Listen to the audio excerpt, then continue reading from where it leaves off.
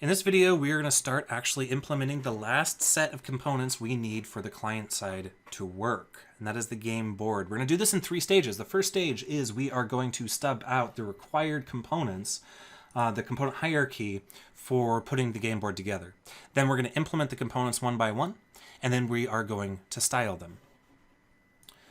So let's get right to it. I'm going to start off by going into game, and I'm going to be creating a handful of components. We're going to start off with card.js. Card.js is going to import card.scss. Might as well create that while we're at it, card.scss. And then we're going to import React from React. That's not how you spell from.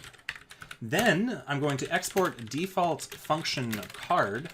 Now, card is going to take in a handful of props, but I'm going to break this out. I'm going to not deconstruct inside of the parameter list itself. I'm going to deconstruct down underneath it to give us some more horizontal screen space. So I'm going to say const is selectable on click type card style can zoom equals props. And I want to give some of these some defaults. So I'll set is selectable. I'll default that to false. Type I'll keep empty. Style I'll default to default. Can zoom I'll default to false. And then I'm simply going to return just a p tag with card. And that is our card. Next up, let's go ahead and do our player hand stub. So I'm going to right-click game, do player-hand.js. and player-hand.scss. And then for this, I'm going to, first of all, import player-hand.scss. And then I'm going to import React from React. And I'm going to preemptively import card from card, because we're going to need that component later. Then I'm going to export a default function of player-hand. And it's going to take in, I'm going to do the deconstruction on a different line here as well. It's going to take in hand, op select card, toggle, and is open equals props. And then I'm going to return the simple paragraph of player hand. Next up, I'm going to go ahead and implement our final subcomponent, which is stacks. Stacks.js and stacks.scss. For stacks, I'm going to import, I'm going to start off with importing stacks.scss. Then I'm going to import React from React. Then I'm going to import card from card. Then I'm going to export default function stacks. And I guess I'm going to do the deconstruction here because, I don't know, I don't want to run out of horizontal screen space for you guys. I would normally do this in the parameter list. So we'll say const stacks op select stack, and r stack ID equals props. And then I'm simply going to return p stacks. And those are our subcomponents. So let's take a look at stacks.js. We have empty styles for all of these right now. We have player hand, and we have card. So now we can actually implement our game board. At least we can stub out our game board. Actually, since we stubbed out these guys so quickly, let's just go ahead and implement the entirety of game board, because game board is really simple. All of these components are really simple. I hope that part of this architecture and the reasoning behind it is starting to become very evident. The components themselves are very straightforward. You subscribe to events from the stores, you set your state to the values of those events, and then you render out JSX, and then you style it, and that's it. It's very, very, very straightforward. No DOM manipulation, which I think is fantastic. But what I'm going to do is I'm just going to implement this from top to bottom. So let's start off by importing our subcomponents. We'll import card from card. We'll import player hand from player-hand. And we'll import stacks from stacks. Then I'm going to create a const timer underscore reasons. Now, timer reasons is going to be a map between, remember those inside of our server shared actions? Remember our wait game over, wait round over, and so on? I want to map these constants to human readable strings. So that's what this variable is going to be. So we'll do a.wait game over is going to equal game over. A.wait reason game finished is going to be it ended. A.wait reason too few players is going to be there are too few players. Then we'll do a.wait roundover. A.wait reason czar left. The czar left. And a wait reason round finished, which will be simply it ended. Now let's start off with our constructor. So yeah, start off with a constructor, taking our props, super our props, and then I'm going to go ahead and say, I'm going to start off with something interesting. I'm going to say this dot state equals is hand open, and set that to false. So is hand open is a Boolean indicating whether or not our hand is expanded or contracted. Then I'm going to say this underscore select card equals card goes into this request. Remember to do a request here. Game select card, passing in this dot state dot game dot id and card dot id. And then this select stack equals stack goes into this request a.game select stack, this state game id stack id, and then this toggle hand equals nothing. There's not going to be a any parameters here, and we'll simply say this dot set state is hand open equals not this state is hand open, and there we go. Then on our component will mount, I'm going to first get our game store by saying stores colon game equals this context, and then I'm going to subscribe to a bunch of stuff. We're first going to subscribe to game view. Game goes into this set state, and remember, use the curlies here, otherwise things will be bad. Then we'll subscribe to game player money, which will do player goes into this set state player. Then we will subscribe to game op select card money. Op select card goes into this set state op select card. And then finally this subscribe dot op select stack money. Op select stack goes into this set state op select stack. And that's all the data that we need in order to render out our entire game. So take a look at that, because we're about to scroll down to our render method. Our render method will be a little long. Well, not really long. It won't be that complicated, though, fortunately. I'm going to preemptively go ahead and parenthesize. Wow. Apparently, I do not know how to say that word. But whatever, I'm not going to try again. I'll look it up later on Google Translate and have it speak it to me. You know what I'm saying. Wrap it with the parentheses. What I'm going to do now is, the first thing I'm going to do with the render method is I'm going to extract out all the data we need from our state. So I'm going to say const game player op select card op select stack and is hand open equals this dot state. Now remember what I said before. Generally speaking, I would not have this be a container. Meaning I would not have this have the dispatches here, and I would not have the subscriptions here. Instead, I would pass all of this data as props from the parent component. But I wanted to keep things a little isolated to make them kind of easier to digest. But a great exercise would be, how would you go about turning this from a container base into a normal component and have its parent component pass in this data? That would be an interesting exercise. And you would do the same thing for the game setup. Anyway, with that done, then let's go ahead and say const round equals game.round. And then I'm going to say if not round, then return null. What that means is if there's no round object on the game, that means the game's not going and there's going to be nothing to display. So we'll just early exit out of that madness. Then I'm going to say let message equals null. Let message is active equals false. So there's going to be a message that will appear, and it might be blue and it might be gray depending on if you're expected to do something. Then I'm going to switch on game.step. In the case of a step choose whites, I'm going to say message is active equals op select card can, and then message is going to be op select card can question mark choose your cards, otherwise waiting for other players. So if we're on the choose whites, the status bar will be blue if we can select the card, and then the text will say choose your cards if we can, or if we've already played waiting for other players. Next up, we'll do a step judge stacks, which will be message is active equals op select stack. So if you're the czar, whoops, there, car, wow. There I am typing what I'm saying again. And we'll say message equals op select stack dot can, and we'll say select the winning cards exclamation point, because we're excited. You're excited, right?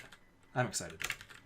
Then we'll say waiting for the czar in the case we can't do that, and then remember to break. And then if we're in the step wait, then we're going to say message equals timer reasons game timer type, followed by timer reasons game timer reason. Actually, I'm going to change this up a little bit. I'm going to say const timer equals game.timer, or just a type is null reason. Actually, I don't need to even do that. Or empty object. Oh, this is going to yell at me, isn't it? Unexpected lexical declaration in case block. Okay, blah, blah, blah, blah, blah. Okay, ESLint is upsetting me. So what I'm going to do is I'm going to take that code and I'm going to put it right underneath round. And that's because sometimes the timer is null. And if the timer is null and I try to access game.timer, what's going to happen is it'll throw an exception and things will be bad.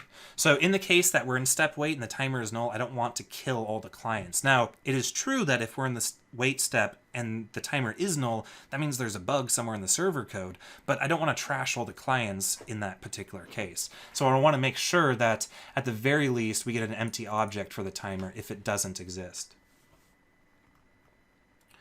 All right, next up is going to be a little interesting, a little fancy. The first thing we're going to do is we're going to get our stack ID. Now remember, the way that this works is the way that I've architected the store here, the view, is that there's going to be a list of stacks inside of round for all the other players and for you that have played. They're all going to have an ID. Then they might have a cards property if the stacks are revealed. If the stacks are not revealed, it's simply going to have a count property. That way, if the stacks are hidden, that stack data is never ever sent to the client whatsoever, which will prevent cheating. Because if you know who played a card, then you might, be influenced by that decision. So the game is entirely based around not knowing whose card is who. So what we need to do is, in the case where the stacks are not revealed, we need to merge in our stack that we get from our private view into the list of stacks that are available on the game itself, so that we can see the cards that we played, but we can't see anybody else's. So the first step of that is finding out the stack ID, our current stack ID. So I'm going to say our stack ID equals, and I'm going to do some fancy stuff. I'm going to say game.step equals a.step underscore choose whites, and player does not equal null, and player.stack does not equal null. Actually, I'm going to do it like this. I'm going to say and player stack, and player.stack.id. So what this code is going to do is it's going to first make sure that we're on the choose whites step, which means all the other players' cards are not revealed, but we want to be able to see ours. And we check to see if the player is not null, which means that we're currently playing the game. And it checks to see if we have a stack, which means we're in the round, and then it'll grab the player stack ID. Remember, the and or logical operators in JavaScript work by not returning true or false, but returning a truthy value. So as a result, the last value at the end of this chain is going to be returned, if it's there. If it's not there, then it'll return null or undefined or another falsy value.